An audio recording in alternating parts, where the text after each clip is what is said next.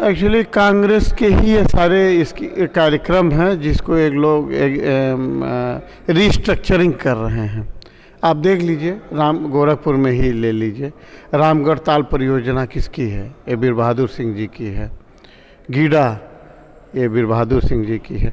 इसकी AIIMS UPA 2 की जो गुलाम नबी आज़ाद साहब ने आकर के जो है इंसेफेलाइटिस के लिए इसको रिकमेंड किया था।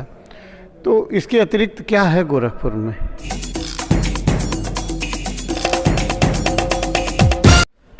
नमस्कार, मैं हूं दिव्यांशु द्विवेदी और आप देख रहे हैं द पॉइंट मीडिया। खबर पक्की है।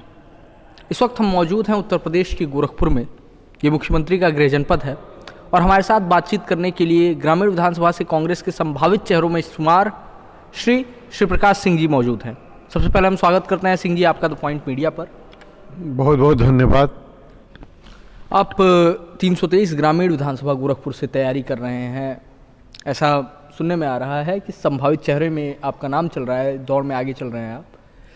विधानसभा की या गोरखपुर शहर की कौन कौन सी समस्याएं हैं जिनको लेकर के आप जनता के बीच जा रहे हैं और जनता का विश्वास हासिल करने की कोशिश कर रहे हैं? विधानसभा की जो मेन समस्याएं हैं उसमें महंगाई, बेरोजगारी और जल जमाव की समस्या है।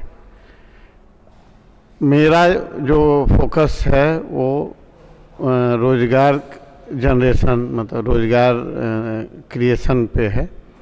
इसके लिए हमने प्लान किया है कि उद्यमिता विकास के लिए अलग कई हमने प्लान डिजाइन कर रखे हैं। जब हमें मौका मिला तो मेरा फुल फोकस उद्यमिता विकास पे रहेगा। साथ ही जो जल जमाव की समस्या है इस पे हम काम करेंगे। जल जमाव, हम अपने दर्शकों को बताना चाहेंगे, गोरखपुर में जल जमाव एक ऐसी समस्या है जिस पर यहाँ के नगर विधायक कभी ठीकरा नगर निगम पर फोड़ते हैं तो नगर निगम कभी सरकार को आरोपी बनाता है। ऐसे में परेशान केवल और केवल जनता ही होती है।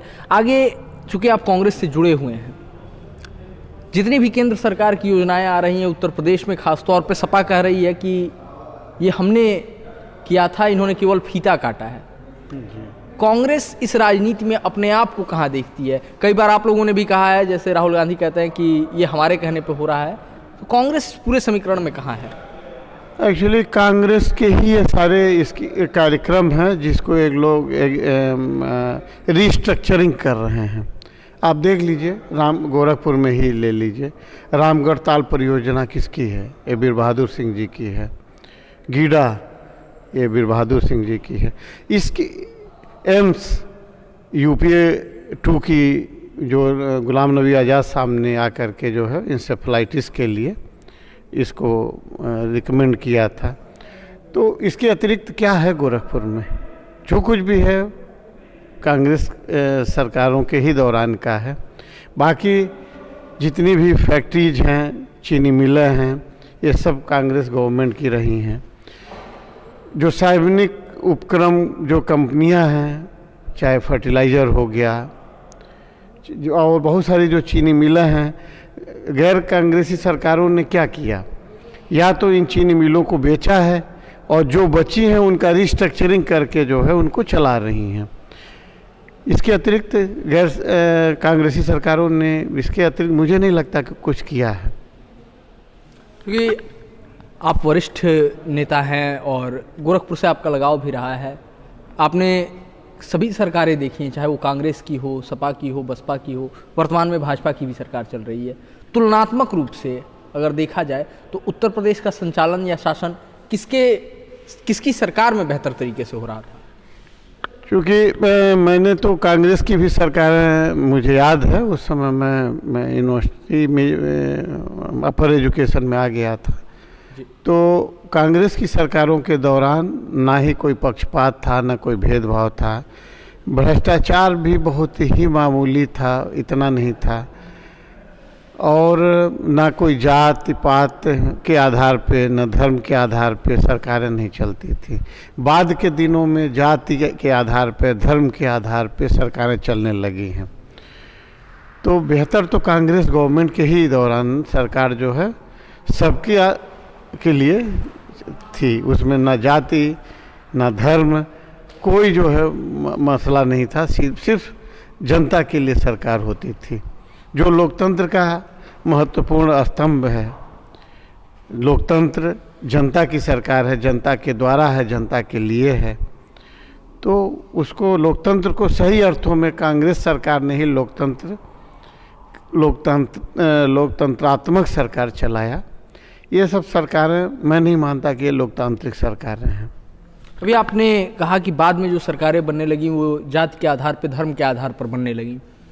हालांकि इस बात से कहीं भी इनकार नहीं किया जा सकता है कि पूर्वांचल की राजनीति, उत्तर प्रदेश, बिहार या फिर ऐसे जो राज्य हैं, उनकी राजनीति जातिवाद से अछूती है। कई पार्टियां तो खुलेआम जाति के नाम पर ही राजनीति करती हैं, मैं नाम नहीं लूँगा। आपकी विधानसभा में भी कुछ जातीय समीकरण बने हुए हैं।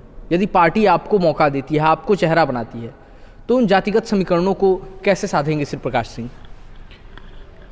मेरा जहाँ तक रहा है तो मैंने कभी जातिगत आधार पे, हमने कभी जातिगत जो समीकरण है हमेशा हमने तोड़ा ही है। हमारे हर जाति के लोग समर्थक हैं। मैंने कभी राजनीति को जाति या धर्म के आधार पे मैंने नहीं देखा है।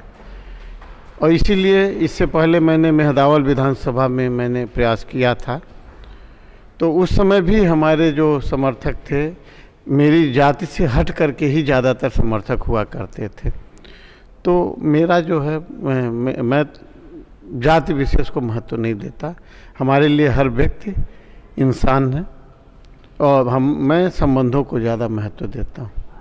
एक आदर्श विधानसभा या एक आदर्श विधायक कैसा होना चाहिए आपके हिसाब से?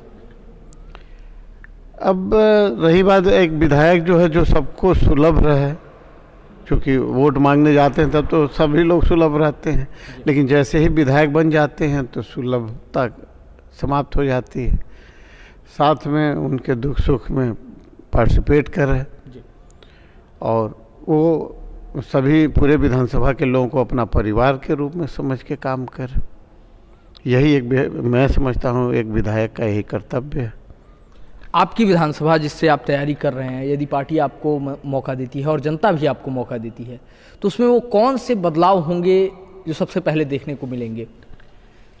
मेरी प्राथमिकता में तो उद्यमिता विकास, मतलब बेरोजगारी के लिए हम काम करेंगे कि रोजगार सृजन का कार्य करेंगे। जल जमाव की जो समस्या है उसको प्राथमिकता से मैं करूँगा। और मेरा एक हमेशा प्रयास रहता है कि सामाजिक सौहार्द बना रहे। मतलब ये जो जातिगत समीकरण है इनको तोड़ना मेरा मूल उद्देश्य रहता हमेशा, कि ये जाति के आधार पे किसी के साथ कोई भेदभाव ना हो और जाति के आधार पे जो है कोई इस टाइप की फीलिंग पूरे विधानसभा में मैं बनने नहीं दूंगा। ये मेरा प्रयास प्राथमिकता में रहेगा। हमारे चैनल के माध्यम से जो भी लोग आपको देख रहे हैं, निश्चित तौर पर उसमें 323 विधानसभा की जनता भी शामिल है, उनसे आप क्या कहना चाहेंगे? उनसे मैं यही अपील करूंगा कि वो वोटिंग से पहले सोचें और किसी जाति के आधार पे, धर्म के आधार पे या किसी प्रलोभन बस इन सब बातों में न फंसें। वो सही अर्थों में जो है कैंडिडेट का चयन करें, ताकि भविष्य में जो है गोरखपुर ग्रामीण विधानसभा का विकास हो सके और या अपने लिए गए वोटिंग के निर्णय पे उनको अफसोस ना हो। तो ये थे हमारे साथ उत्तर प्रदेश के गोरखपुर जिले की 323 ग्रामीण विधानसभा से तैयारी कर रहे कांग्रेस की ओर से संभावित चेहरे में शुमार श्री प्रकाश सिंह जी। हम इनके लिए शुभकामनाएं व्यक्त करते हैं, इनके राजनीतिक भविष्य के लिए शुभकामनाएं व्यक्त करते हैं। ऐसे ही तमाम लोगों से हम अपने दर्शकों को लगातार रूबरू कराते रहे हैं और आगे भी कराते रहेंगे। तो जुड़े रहिए हमारे साथ, देखते रहिए द पॉइंट मीडिया, क्योंकि हम दिखाते हैं वो जो खबर पक्की है। कैमरा पर्सन अभिषेक के साथ मैं Divyansh Dwivedi, the point media.